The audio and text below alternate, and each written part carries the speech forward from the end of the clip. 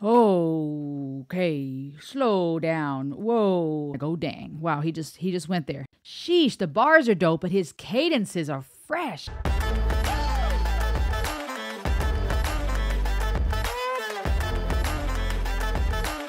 Hey everybody, welcome back. It's me, Rosalie. Welcome to the ultimate YouTube channel. We're all about world music, psychology, going all around the world to learn and grow, where education meets entertainment and encouragement. I'm really glad that you're here. Diving into some more Tom MacDonald today. Without further ado, let's dive straight in. His song Race Wars came out recently, and I want to check out what it's about. I have a feeling he's going to drop quite some truth bombs on us and perhaps say a few provocative things that are going to make people mad. So we're going to see. But let's check it out. It's okay to be racist, as long as you hating on the Caucasians, teaching white kids that their shade's the same as school shooters and rapists. Maybe I'm tripping because the white children have been getting taught that they got white privilege by the white guys in the high heels who identify as the white women. I'm not proud to be white, but I'm fine with it, because I'm not allowed to have pride in it, because the colonizers and the white bigots made white history my business. I ain't never gonna give a damn if you like me. I ain't gon' trip when they stereotype me. I'm a white boy, and a white boy like me knows that all lives matter. Bite me. When I was younger, they taught me to never see color, to treat every man as if he was my brother. But now that we're grown up, we hate one another for all of the ways that we struggle and suffer. They coming for blood and we running for cover. The government wants us divided and dumber, addicted and drunk in the gutter, so we never wake up and never recover. Call me culture vulture because I rap good. I don't pop Zans or smoke backwoods, but they call me a wigger and label me Hitler and hate like I'm wearing a Klan hood. It ain't left or right or black or white, it's good and evil. Elite folks ain't normal people. United we stand and divided we fall. America, we gotta get real. You were segregated, that was not fair. You were enslaved, they did not care. But you were never on a plantation, and my generation was not there. That's trauma in your DNA, causing what we see today. I pray to God you staying strong. Don't want to see no man in pain. You white folks, I'm embarrassed. Some of y'all are such Karens. That prejudice you inherited was racism from your parents. Get that poison out your veins. Whites and blacks are all the same. They want us in our graves. Just let me try to explain. Okay, slow down. Whoa. Blah, blah, blah. I knew that he was going to drop some truth bombs because I'm over here fumbling over my own words, because that's what he does. That's both what he does, what Adam Calhoun does, and they collaborate on quite a few songs. And I've been exploring some of Tom MacDonald's work more and more, and a lot of times I'm like, oh dang, wow, he just went there. He just went there. He took us there. But the first time I listened to him, and I was amazed at those facts he was spitting, I really appreciated that what I felt was a very balanced perspective. He was calling out the left, he was calling out the right, and I like that. I like when you can address and critique both sides, because a lot of things is a both and conversation. And right now, once again, I'm blown away by how he's spitting facts and saying a whole lot that we're going to talk about in a minute. But he's saying it so fast, and it's dope to see him. I mean, obviously he raps in all his songs that I've seen so far. I think, no, it was one where I think was it Fighter, where it was more song, more singing than rapping. But I'm impressed with how fast he's spitting right now. Sheesh, the bars are dope, but his cadences are fresh. I gotta ooh, he's talking almost as fast as I do. I'm just kidding. Okay, let me keep listening. I almost want to break apart the lyrics right now, but I'm just going to keep listening. So you might as well just watch him with my mouth drop into the ground because of all the facts he's spitting. And then we'll talk about what he actually said. But snap. Sheesh. Okay, I'm sorry. I'm already trying to read through the lyrics because I'm impressed. All right, let me keep going. Graves, just let me try to explain. I swear they want us in a race war, dying every day for whose lives matter more. I won't be dying in the race war. Our government is paid for, 'cause our lives matter more. If you born black, you lose. Might as well go get that. You gon' die before you 25, get shot over your shoes. You gon' get killed by police even when you follow the rules. If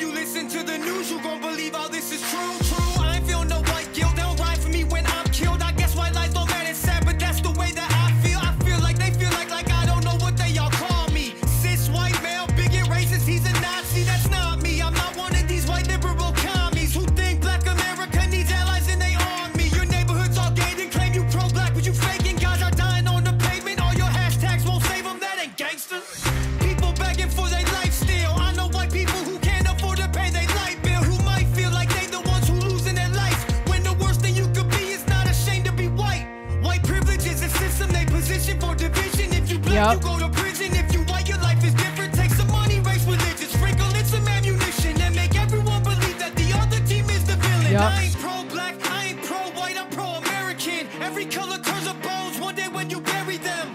Okay. Whites and blacks are all the same. They want us in our grave. Just let me try to explain. I swear they want Yep. us in a race war, dying every day for whose lives matter more. I won't be dying in the race war. Our government is paid for, 'cause our lives matter more.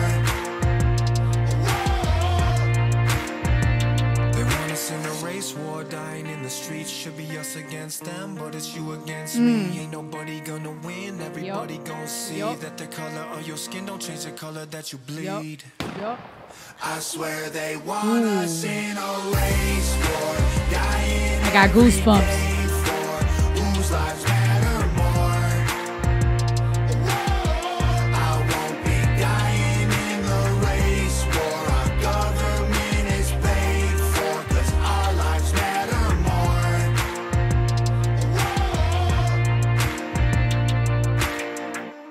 Nah, that's dope. Yeah. That's dope. That's really good. This is good. This is needed. Okay. Ooh, okay. I was driving the other day, okay? And I was thinking to myself, and this is only my subjective personal experience, you know, the media and certain outlets and certain conversation hosts, starters, whatever you want to call them, will have us believing that, you know, certain skin shades, certain people groups are just by default in a specific situation, right? You got certain privileges. And I was driving and I was thinking, you know, when I was working as a therapist for a specific organization, I was driving to, underprivileged, struggling families who were receiving therapy. And I would come in there as a therapist, as a caseworker to work with the teenagers and the kids.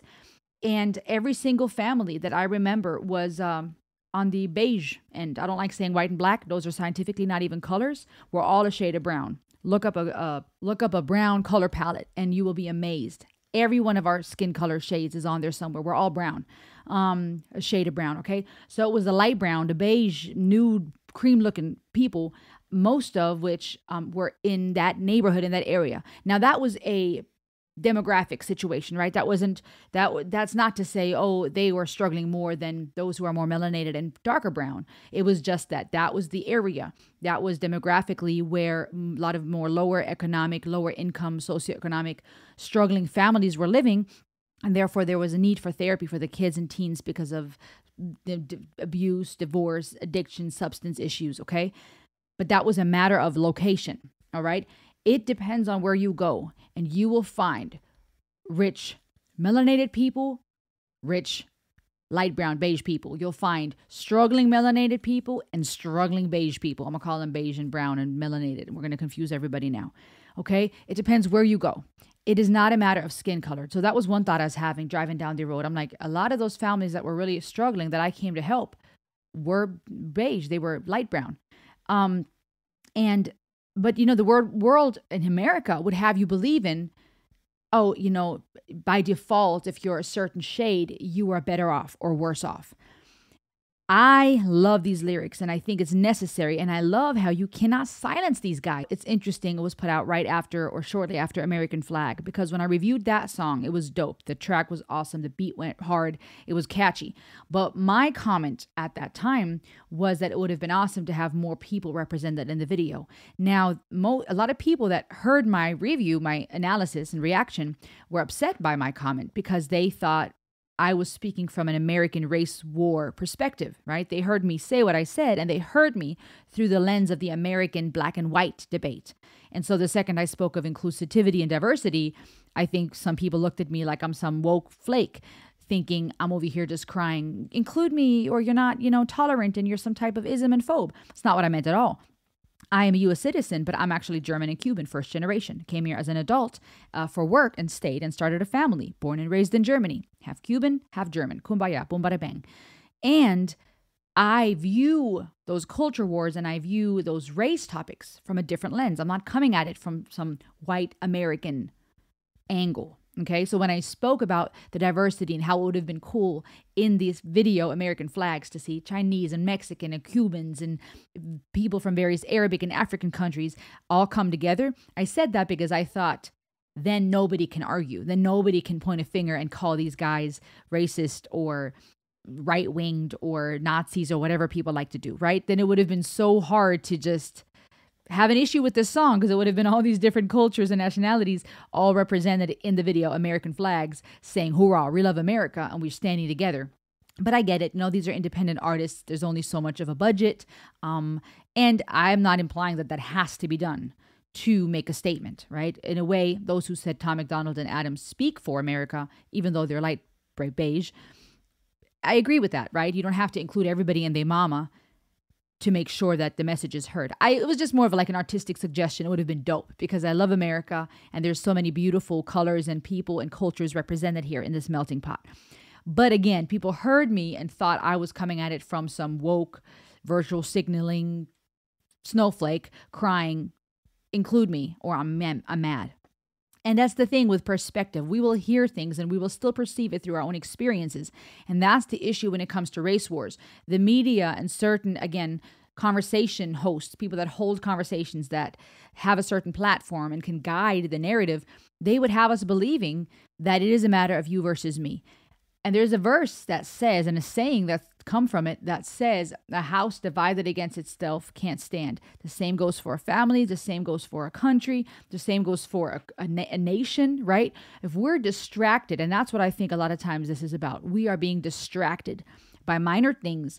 And because we live in such a microwave, fast-paced society, we fall for it, right? We're in that swulture. We're in that swipe culture. We want to have drive-through everything here in America. We want to have the microwave fast lifestyle. I think that because of that, people have become more shallow and it's harder to slow down and think. It's harder. My sister reminded me of the saying that we have in Germany called, "In der Ruhe liegt die Kraft." In rest is your strength, right? In rest is where you have your power, your strength. And I thought about it in a new light when she said it, because I thought it's true. When we rest, when we take a moment to breathe, when we slow down, right, we have more strength. When we're running around, we run out of breath faster. We run out of energy quicker. And when we slow down, we have strength. We also have a clear mind to assess and to think what needs to be done. Less anxiety, less reactiveness, right? When we're stressed and anxious, we're more reactive. We're quicker to take people's words a certain way, right? We know this in relationship. If we're already hungry or hangry, if we're already frustrated, if we're already tense, if we're already going through it, because life is just like that sometimes, it's harder for us to respond in patience and in kindness. It's harder for us to have empathy and consider what the person may be trying to say or how they mean it, right? We just react. And on social media, we have that times 100. We're easily able behind our screens just to say something real quick without any repercussions, without any consequences. And so in this reactive swipe culture that we live in, I think it's easy to distract people. The media, the politics, the government can easily just keep throwing little distractions that we talk about and we get mad about for 5 minutes and then we move on to the next thing and nothing is done. And I like that was also mentioned in the lyrics, right? These hashtags don't do anything. They don't help anybody. It just gives us something to talk about. Let's give them something to talk about, right? I mean, it's just, we're distracted. And I think this is a timely song because I think that this is absolutely what's going on. And they just keep saying things that are facts. I love that there were different people represented in the music video. I think that was awesome that they included different people to drive that point home, right? To show people of all walks of life. And I've got to say, as someone who was not born and raised here in the States, it definitely has been interesting to see how sensitive of a topic it is. I mean, obviously there's prejudice all around the world, right? Obviously there's people all around the world that have certain stereotypes about people, right? When I went to Tanzania, I was called Mzungu, right? That's what they call people of light skin. But I also was called Samira by a bus full of African men. And my friend who was fluent in Swahili and, was born and raised there, she informed me that perhaps they think I'm Arabic and that they were calling me an Arabic name. That was her takeaway. I've been all around the world, Israel, which felt like the melting pot of the world, right? With Jewish and Muslim people, Arabic people, all kinds of people from various religions and walks of life coming together And then you have places like Europe, right, where there's different cultures right across the border, or it would be ignorant to say all white people are the same. Again, I hate even using the word white people. It would be ignorant to say that. You can't tell a French person they're the same like a German. Right? Even Germany and Austria, though German is the predominant language in both countries, have their own distinctions and variations. And so it's just amazing. Even just reacting recently to music from Madagascar, and learning that the Malagasy people don't want to be referred to as just Africans, right? They are from Madagascar. They're Malagasy.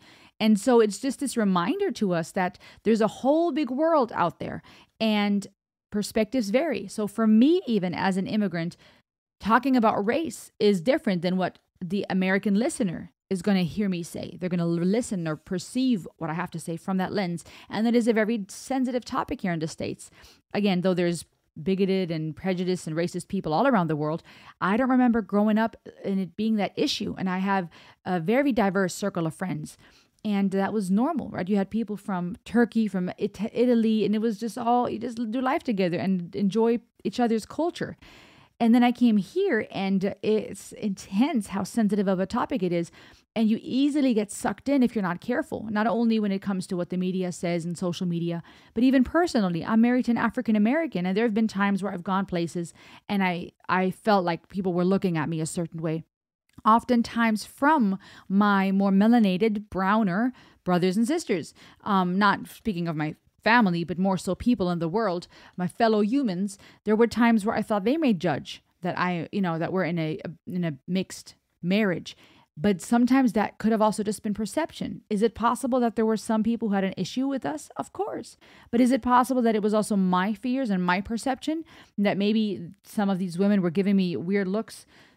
I don't know, because they were jealous or comparing themselves, or maybe, I don't know, my hair was messed up, or they didn't like my shirt, or maybe they were just having a bad day. Maybe it had nothing to do with me.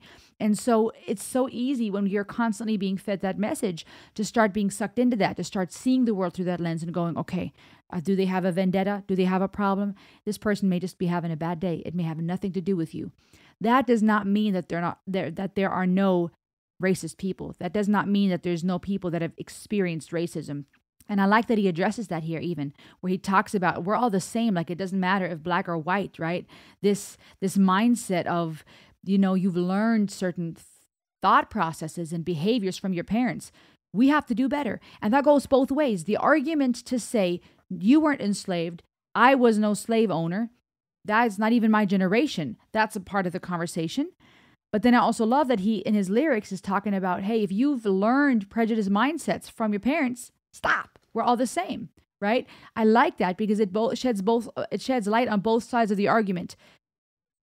We have to choose what we're going to do with it. We either worry about the past or we worry about the future, but we're hardly ever really present to the present, which is the ultimate gift. That's all you really have. Time is an illusion. No matter where you travel, if you could, you'd still be in the present.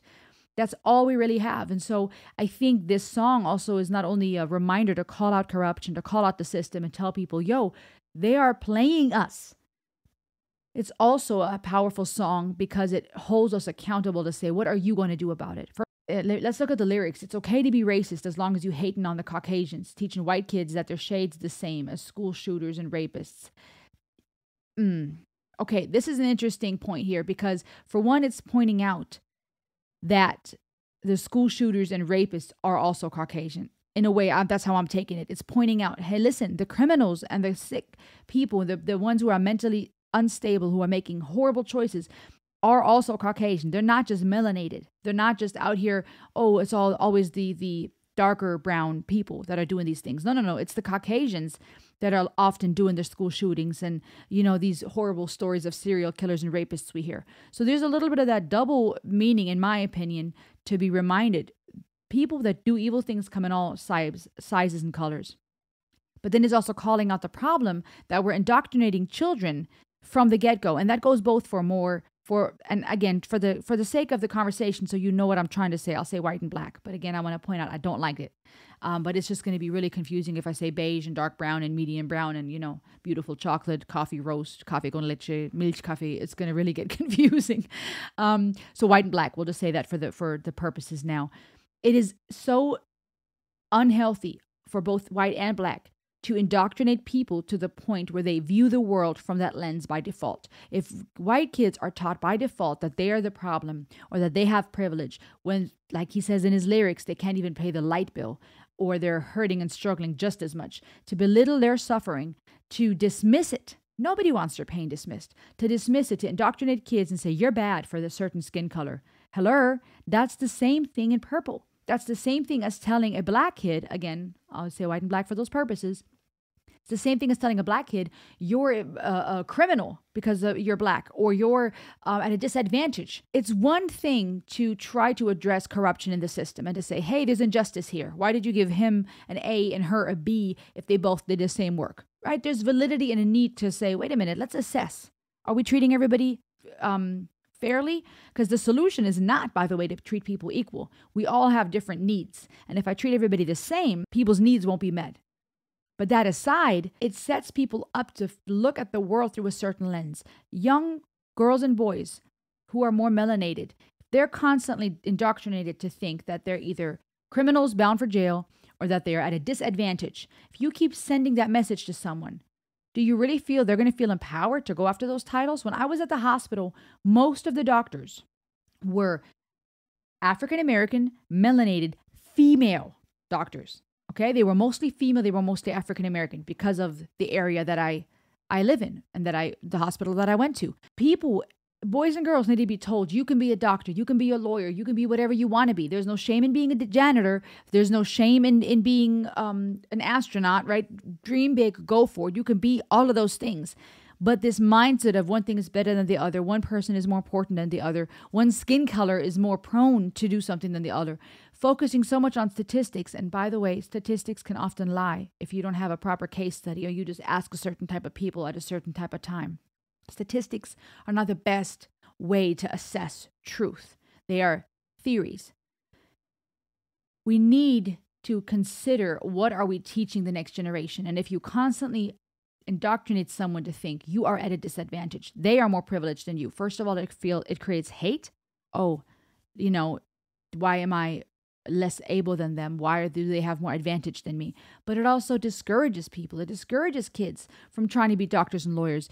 That to me is racist, because that's almost keeping people in a cycle. That's teaching people to stay in that place, stay where you are, and then just blame. It's like scapegoating. It's like, I'm going to tell you that you're doomed because of your skin color, and now I'm going to tell you who to point a finger at, instead of addressing the person who put you in that box to begin with. That's gaslighting. That's incredibly toxic, and it's manipulative. If I tell you you're doomed, you're not going to amount to greatness, or at least not as great as that other person next to you, and then I brainwash you to start hating that person or point a finger at them, instead of you coming after me for lying to you and belittling you and boxing you in. Shoo, that's manipulation at its finest, and is happening on a macro level by the government and by the media, because that's where the money's at. Maybe I ain't tripping because the white children have been getting taught that they got white privilege by the white guys in the high heels who identify as the white women. This is crazy, and this is also good to call that out. A lot of that message, oh, white children have that privilege, that message is often coming from those white guys who are not even sure what they are. All right, that's what we have to pay attention to. Who's saying these things? Where's the source? I'm a white boy, and a white boy like me knows that all lives matter. Bite me. That's really good play right there, by the way. That the cadence of those bars that he was going at fast was impressive.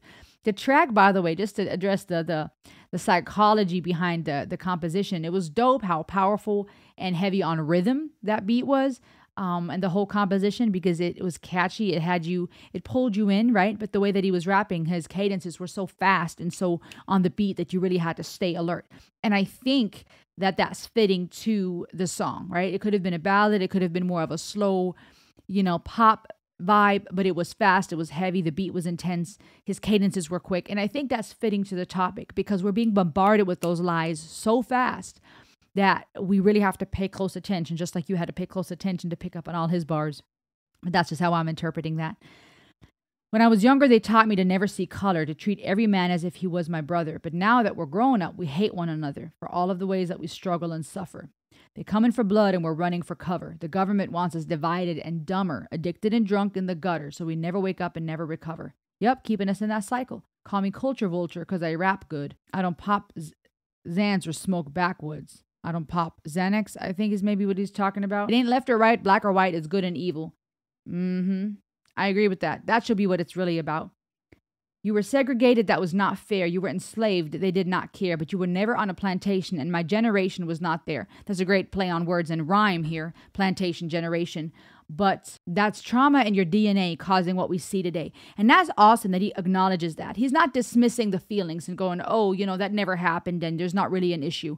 But he's addressing the fact that times are changing. Not everything's perfect. The system is corrupt, but that goes for all people. Like I said in the beginning, it's often a matter of location. Poor people, struggling people, hurting people in various places from all walks of life and all shades and colors. There is trauma in the DNA, right? We're learning more and more about trauma and what it does to the body. If you want to learn more about it, check out the book, The Body Keeps the Score. But the more that psychology and medicine is advancing, we're learning that trauma and suffering can really implement itself in DNA. It's not just, hurting a little bit. PTSD is not just for war veterans, right? You can go through very traumatic events and experience PTSD and struggle and hurt. And there's studies that it affects and changes our chemistry. And if that when that happens to a whole generation, hundreds of people, thousands of millions of people, and they go through that suffering, and now they bring children into the world, even if things are slowly, gradually getting better for this country, there's still trauma. And then you add the whole nature versus nurture conversation, right? We raise our children through the lens of how we've been raised. Even though we try to do better, there's still things we've picked up from our parents that we pass on. Part of it is just inherent in our biology, right? That DNA.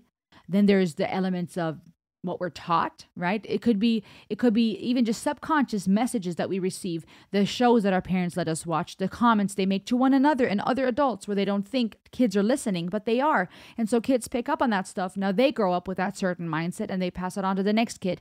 So regardless if it's how much percentage we say it's nature versus nurture, it is an issue. There is trauma, there is hurt, and he's addressing that. But he's also pointing out that that's what's causing, but he's also addressing the fact that that's what's causing what we see today. Okay, taking it back from where's this coming from? And now let's come back to the present. What is happening now? I pray to God you stay in strong. Don't want to see no man in pain, right? Showing his love, appreciation, trying to point out this is not about, he's not about just dismissing people's hurt. He's calling out the government and the corruption, and he's not here to say, oh, your feelings ain't valid. You're not really in pain. And I appreciate that. He doesn't want to see anybody in pain. Dear white folks, I'm embarrassed. Some of y'all are such Karens. That prejudice you inherited was racism from your parents. Get the poison out of your veins. See, that flip side of both and conversation. Calling out the corruption, calling out how we have to stop allowing them to divide us, but also not dismissing people's pain and addressing those who truly do have prejudice, who truly do need to work on changing their mindsets. White and blacks are all the same. They want us in our graves. Just let me try to explain. And that hook in the chorus is super catchy. I swear they want us in a race war, dying every day for whose lives matter more. And I love from the musical composition, like I said earlier, the beat, but also the way that he stacks his vocals, the texture of his voice, the lower range, he's singing possibly in an octave lower and then stacks that in his tracks. And it just adds a lot of color and a lot of dynamics to the vocals. And I like that a lot. If you're born black, you lose. Might as well go to that news. You're going to die before you're 25. Get shot over your shoes. You're going to get killed by police even when you follow the rules, if you listen to the news. And here, this point is also important, right? A lot of times, if that's the only message you receive, you think you're stuck in a rut, right? If you're told you can amount to nothing, you have to fight and work extra hard to undo those thinking patterns and change your behavior and do better. But if you're told you're doomed, you're going to live life like you're doomed, right? If you're told you're a beggar all your life and you start believing that, you're going to act like a beggar. But if you're told you're royalty, you're going to act like it. And so there's a danger in telling people just because you have a certain skin color, you are better off or you are worse off. That's dangerous. Does that mean that there are no corrupt police officers? Absolutely. There are corrupt people in every job, in every profession, especially in those of power, because we are human beings and power gets to our head, and then we have bad days, and then we don't deal with our own trauma or our own wickedness. Of course, there's corruption everywhere. But to just tell people that because they are a certain skin color, they're doomed from the get-go, or people begging for their life still. I know white people who can't afford to pay their light bill, trying to, shed light on that contrast. Struggles are happening to everybody and their mama. White privilege is a system. They position for division. Ooh, take some money, race, religions, sprinkle in some ammunition. That is correct. Make everyone believe that the other team is the villain. Honestly, there's nothing new under the sun. Trying to turn us against one another on behalf of race is the same as what's been done generation after generation on behalf of race, on behalf of money, on behalf of religion, right? I mean, think about it this way. Crusades and people going around in the name of God in close association with the Pope, right? Where state and religion was closely working together to try to convert people. Was that really truly to help people experience the love of God? No, it was politics. It was politics. And it was horrendous.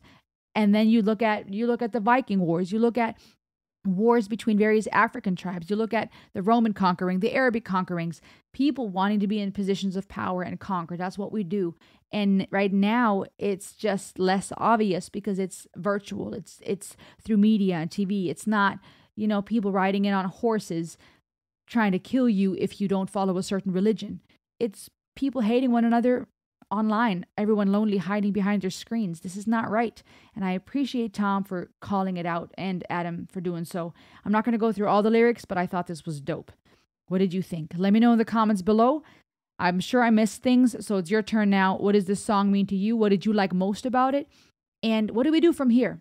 What do we do from here? Because like he said, hashtags don't make a difference. We can react to these things, but I think at the end of the day, it's up to every one of us to choose life in our day-to-day. When you go to the grocery store, when you go get gas for your car, when you go to your job, when you go hang out with your family, to choose life, to speak life and how you view things, and to try to be open-minded, right? When people say something, try to remember that a lot of what we're being fed is distraction, it's manipulation, and instead try to listen to one another. So choose life. Remember you're loved no matter who you are, no matter where you're from, no matter what you did. As long as you love me. No, I'm just kidding. Even if you don't love me and you can't stand me. Have a blessed day, and I'll see you on the next ride. Ayo! Ayo!